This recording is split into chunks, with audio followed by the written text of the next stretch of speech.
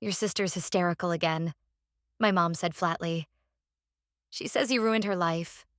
Maybe don't come to dinner until we've all calmed down. Maddie stared at the blinking cursor on her laptop, frozen for a beat. She hadn't said a word since picking up the call. The hum of her heater filled the silence, a gentle white noise masking the chill behind her mother's words. She was supposed to be reviewing next quarter's projections for her nonprofit consulting client, but now all she saw was the familiar pattern unfolding, one that always began with Donna's dispassionate voice, shifted to Sierra's dramatics, and ended with some variation of, "Can you just fix it?" "I see," Maddie finally said, as if the conversation had any emotional texture to respond to. Her tea had long gone cold. "She's just under a lot of pressure," Donna added. "With the loan not going through and Aria's school deadlines coming up, she's cracking. And then you said no when she asked about the retainer fee. I mean, can't you just front it?" "I already paid for the last 2 retainers. She said she'd pay me back in June." There was a long pause. "That was a different situation." "It always is," Maddie replied. Donna's sigh floated down the line. "Just maybe stay away for a few days. Let us reset." That was new. Donna usually tried to hold the family together with Band-Aids and silence. Telling Maddie not to come over meant something had shifted. Either Sierra's meltdown had been nuclear, or they had finally decided Maddie's utility didn't outweigh her resistance. Maddie didn't push. "Sure," she said simply. "Let me know if anything changes." "Okay, love you. Bye." She ended the call without replying. She sat for a moment, hands still resting on the keyboard, then turned her chair slowly and picked up her phone. The budgeting app opened instantly. Maddie had always been meticulous about her finances. One look at the dashboard and her stomach clenched. There it was, a pending transaction for $6,500, listed under Education Aria, due to post next Monday. Her niece's tuition. Of course, she had forgotten this one was still linked to her master account. The last time she saw Aria, the little girl had fallen asleep in her lap after dinner, while Sierra scrolled through her phone across the room, barely engaging. Maddie had cleaned up, packed leftovers for everyone, except herself. Donna had said there wasn't enough. She unlocked her laptop again. Her fingers moved fast now, muscle memory born from years of financial cleanup. First, the tuition draft, canceled. Then, the scheduled hospital copay for her mother, $2,000. She opened the payment portal, paused, then clicked, Cancel future auto payments. A prompt appeared. "Are you sure you want to delete this authorization?" She clicked yes. Another browser tab. Joint credit card Sierra had defaulted on, still under Maddie's name. Her cursor hovered. She checked the date of the next cycle. 4 days. She called the card provider. 15 minutes later, she had terminated the shared cardholder status. By the time the process ended, it was nearly midnight. Maddie stretched, rolled her neck, and stood to make another cup of tea. She didn't feel angry. Not exactly. It was more like clean, sharp. Like stepping out into air that hadn't been breathed in by everyone else. She walked back to her desk and opened a folder titled Family Financials. It had been there for years, invisible, unspoken. Inside were labeled documents, tuition payments, medical bills, Sierra's business loan wire transfers, auto repair receipts. All time-stamped with PDFs and screenshots. Maddie looked at them the way an architect might examine blueprints. No rage, no affection, just design, just evidence. She didn't plan to use them, but she never deleted them either. The kettle hissed. She poured hot water over the same old tea bag, then sat again. The emails from Donna had already started piling up. Vague, non-committal lines like, "Aria's going to be crushed, you're not coming back," and "Sierra didn't mean it. She's just tired." Maddie didn't respond. She closed her laptop, leans back, and says aloud to no one, "Let them manage 1 month without me." "Let's make it official," Sierra said. "You're the reason this family is broken." The words dropped into the room like a stone into water. No ripples, no echo, just a dense silence after impact. Maddie sat upright on the far end of the family room couch, hands folded neatly in her lap, eyes trained on the beige carpet that had never been replaced. Sierra stood by the fireplace, one hand dramatically pressed to her chest like she was testifying in court. A wine glass trembled slightly in her other hand, but it was mostly for effect. Maddie knew that tone. Theatrical, self-righteous, deliberately rehearsed. Across the room, Donna perched stiffly on the arm of an armchair, jaw tight. She wasn't saying anything yet, which meant Sierra had been granted full stage. Philip, their father, sat in his usual corner chair by the window, nursing lukewarm tea. He hadn't looked at Maddie once since she arrived. The air in the room had been heavy the moment Maddie walked in, despite the neutral text from Donna earlier that day. Let's just talk. It's not about blame. Please. But of course it was. Sierra began pacing. We've all felt it, haven't we? The tension. The way Maddie looks at us like we're burdens, like we're stupid, like she's above all of this. Maddie didn't move. She didn't blink. She just waited. Sierra gestured toward their mother. She didn't even come to see Mom at the hospital until hours after her fall. I was there while you were... What? Writing emails about fiscal responsibility? Donna finally spoke, voice flat. You didn't answer the phone, Madeline. I was on a flight home from Sacramento, Maddie said. You knew that. You didn't try hard enough. Maddie turned her head slightly. I wired the hospital $2,000 within the hour. Donna's lips tightened. That's not the point. Sierra swooped back in. That's always your excuse. Money, like it buys forgiveness. Maddie thought about the time she co-signed Sierra's small business loan. $9,800, almost 2 years ago. The bakery closed in 5 months. No repayment. No thank you. Not even a mention since. Donna stood, pulling a folded paper from her sweater pocket. We wrote some things down, she said, with the same tone someone might use before reading wedding vows. There's a list? Maddie asked. Donna unfolded the page. Times you were distant. Moments you made things harder. Maddie watched her mother's eyes move down the paper, reading aloud without inflection. You missed Aria's school play last year. You didn't help with the moving expenses after Dad's back surgery. You took a trip to New York when Sierra was grieving her dog. Sierra nodded along solemnly, as if these offenses were criminal. Maddie waited until the list ended. Then she spoke, softly but clearly. Is there anything I'm still needed for? That stopped them. Donna glanced at Sierra. Sierra looked at Philip, who continued staring at his tea. Maybe, Donna began carefully. It's better if you stay away until things calm down. Maddie nodded once. She rose slowly, deliberately. No slamming doors, no sarcastic quips, just motion. She reached for her coat draped over the back of the sofa, slipped it on, adjusted the sleeves. Then I guess the family doesn't need me anymore.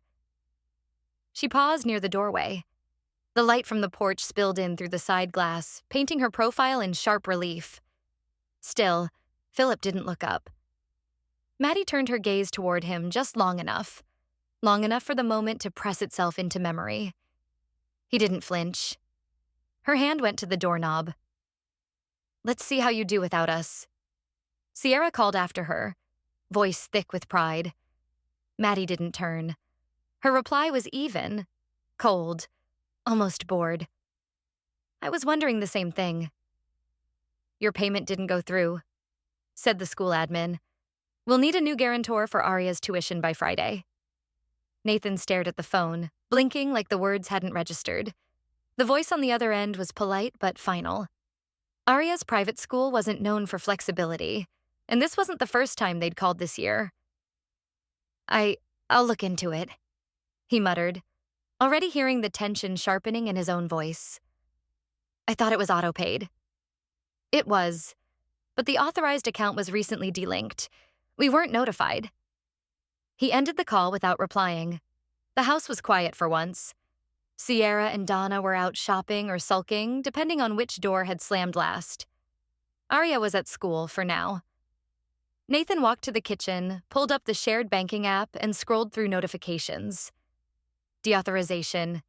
Guarantor access revoked. Payment attempt failed. There were red flags everywhere, cascading down his screen like warnings he had ignored for months. In Maddie's apartment across town, the morning light spilled across her wooden table, highlighting a neat line of envelopes. Her tea was still steaming. She sat calmly, reading through the last of the bank's confirmations. Every automatic transaction, gone. Every shared access, revoked. Every emergency contact, every backup authorization, every silent burden she'd carried for years, neutralized. It was, she noted with detached interest, almost surgical. The final email subject line read, "You are no longer linked to any third-party family accounts." She closed the tab. Meanwhile, Donna was on hold with the hospital billing department, pacing the hallway in mismatched slippers. She had already left Maddie 3 voicemails, each more frantic than the last. The fourth was shorter, sharper. "This is unacceptable, Maddie. You said you'd always have our back. I didn't ask you to do anything extreme. I just needed 1 more week. Aria's tuition, the hospital's copay. What kind of daughter leaves their family hanging like this?" She didn't mention that the hospital had now flagged her as non-compliant for unpaid charges, that her next appointment had been quietly removed from the calendar until payment was resolved. Downstairs, the credit card alert chimed on Sierra's phone. Failed payment. Late fee applied. She stared at it, jaw tightening. Then another alert buzzed, this time from a collection service. "Are you kidding me?" she growled. It was her name on the damn thing.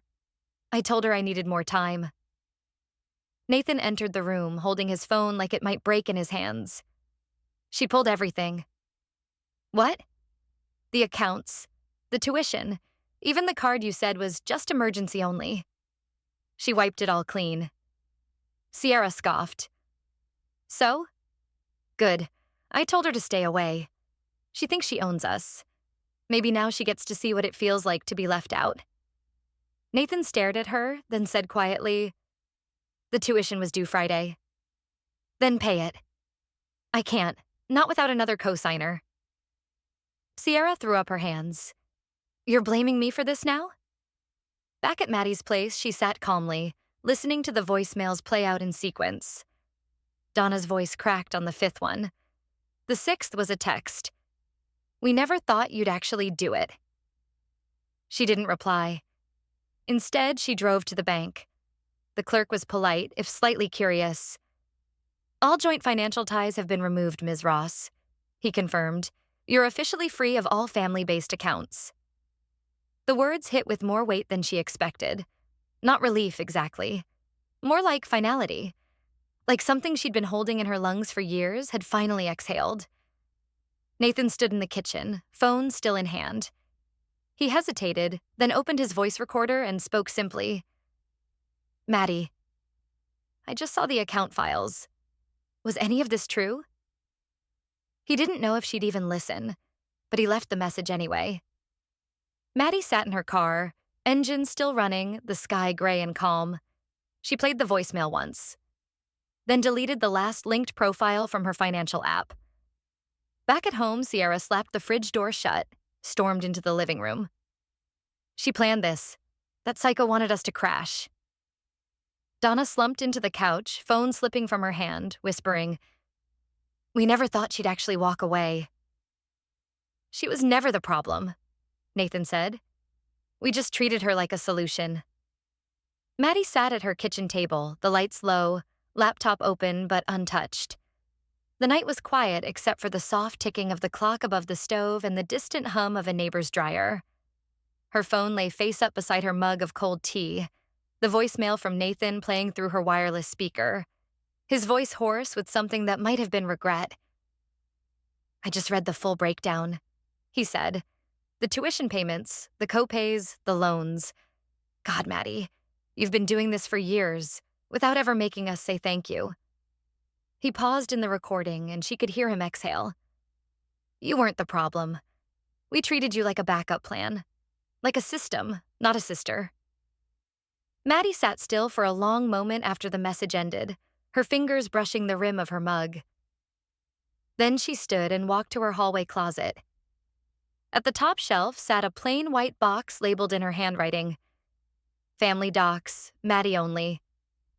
She carried it to the table, opened it, and pulled out a slim navy folder she hadn't touched in over 5 years. Inside were neatly arranged legal forms, signed, notarized, but never submitted. Revocation of durable power of attorney, medical contact withdrawal, joint account dissolution. She had prepared them after Sierra's bakery collapse, just in case. They'd sat there untouched, like insurance for a fire she hoped would never come. Now, the fire had already burned through. She slid the forms into 3 manila envelopes, printed fresh signature pages, and signed her name without hesitation. Her pen moved cleanly, with the same steady pressure she used to write checks that no one remembered. Then she printed out labels for the hospital, the bank, and her parents' home. No drama. No rage. Just exit. Across town, Nathan sat in his parked car outside the house, the glow of his phone screen reflecting in the windshield. He had just received a notification from Aria's school portal. Guarantor removal confirmed. No active backup on file. He didn't text Sierra. He didn't go inside.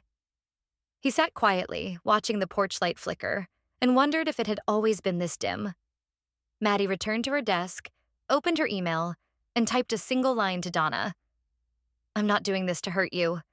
I'm doing this so you stop hurting me." She hit send. The next morning, her phone chimed with a message from the bank. She opened it without emotion. All legal and financial ties to the Ross family have been formally terminated.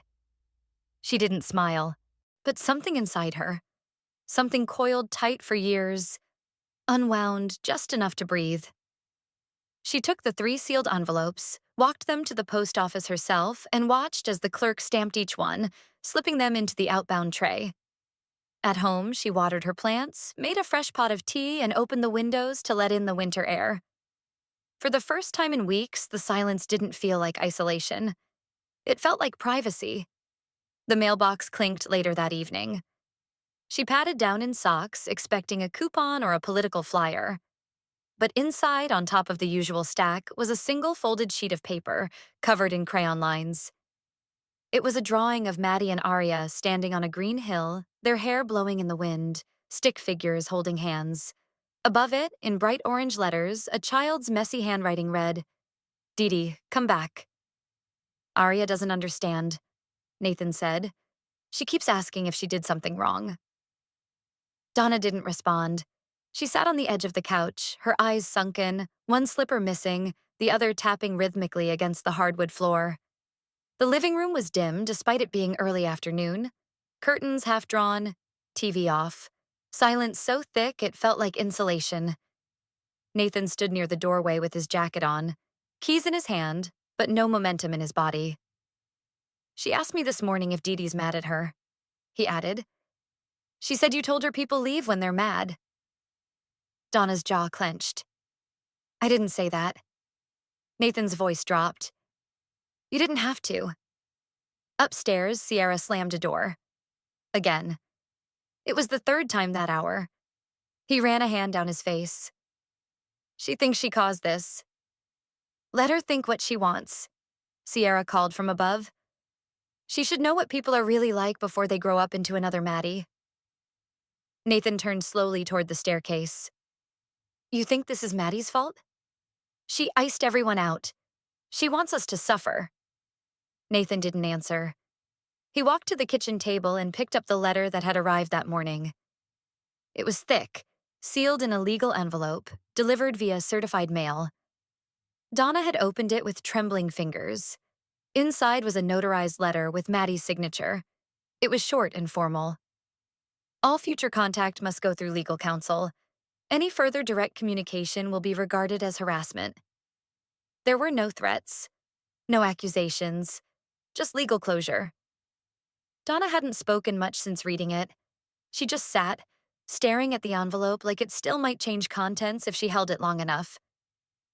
Nathan placed the letter back down. She was still paying Sierra's credit card, he said, not even looking at them. I didn't know. Maddie never told anyone, but now it's frozen. Declined twice already. Sierra appeared at the top of the stairs, arms crossed over her chest, makeup smudged. So? She wants us to fall apart. That's what she's doing. That's who she is. She was helping, Nathan said quietly. Even after everything. You just didn't notice or didn't want to. Sierra's mouth opened, then closed again. Her arms dropped slightly, but she didn't say anything. Maddie, meanwhile, sat at her desk, pen moving across thick stationery with slow, steady lines. The envelope with Aria's drawing still sat nearby. She hadn't responded to it. Not directly. But the letter she now folded and slipped into a smaller envelope bore a single sentence. When you're older, I hope someone lets you see the truth. It wasn't a goodbye. It wasn't closure. It was just a truth she couldn't say aloud to an 8-year-old who thought this was about birthday parties and missed pancakes. She sealed the envelope and wrote the return address with her initials only. Then she tucked it into the outgoing mail slot by the door. Back at the house, Nathan sat beside Aria on the floor, building a puzzle in silence. Her small fingers hovered over a corner piece before she set it down. Is Didi mad at me? He swallowed, unable to answer. I said I didn't want to go to her new apartment, Aria added in a whisper. Because Mommy said it was boring and sad, but I didn't mean it. I like Didi. She smells like vanilla. Nathan felt something crack inside. He stood up, walked upstairs without knocking, and entered the master bedroom where Donna sat, still staring at Maddie's letter. I'm taking Aria for the weekend, he said.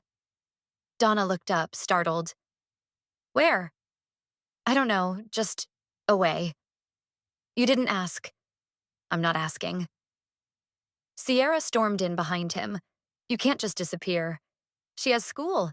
We have appointments. She'll miss 2 days, Nathan said.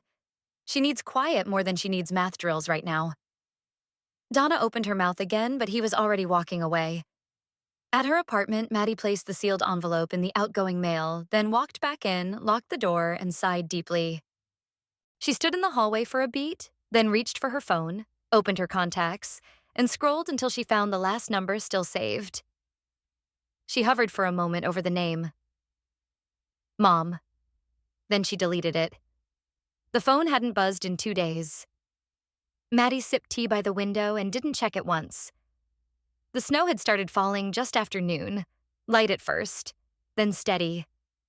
Now, the streets outside her apartment were blanketed in soft white, untouched except for a set of tiny paw prints that led across the sidewalk and vanished near the hedges. The lake just beyond the buildings shimmered faintly under the evening sky, its edges beginning to freeze over. Inside, Maddie moved slowly, deliberately.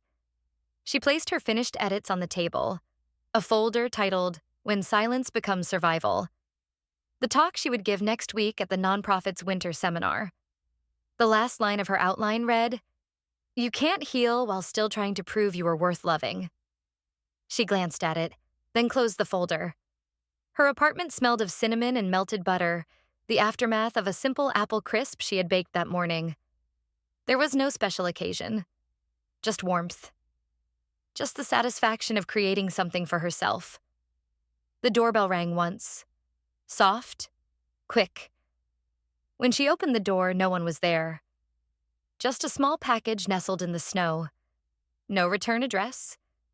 But she recognized the handwriting instantly. Round, oversized, and uneven.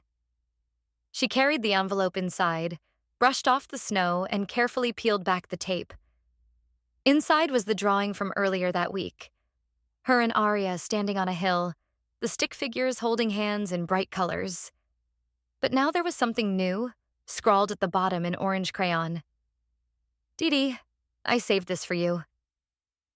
Maddie touched the edge of the paper with her fingertips, then placed it gently on the bookshelf next to a framed photo of her and Eva from college. As if on cue, her phone vibrated. A message from Eva popped up. A selfie, grinning, holding the chipped navy coffee mug Maddie had given her 8 years ago. The caption read, "Still my favorite. Just like you." Maddie smiled and typed a short reply. "Come up next weekend. We'll do hot cocoa and real silence." Then she put the phone down again. The world outside was quiet now. No honking, no distant arguments.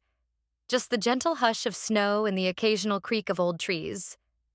Maddie pulled on her coat, wrapped a scarf around her neck, and stepped out onto the small walking path that curved along the lake's edge.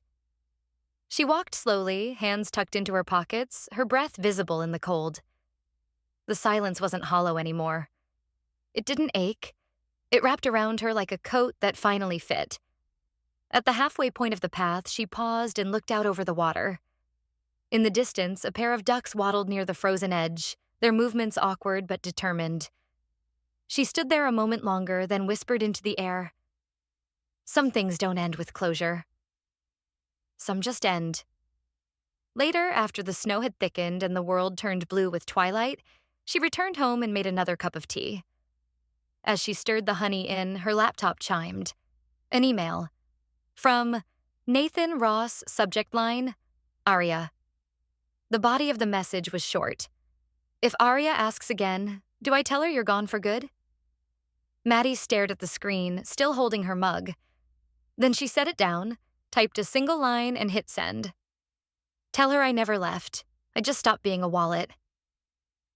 After years of being used like a backup plan, Maddie finally chose herself.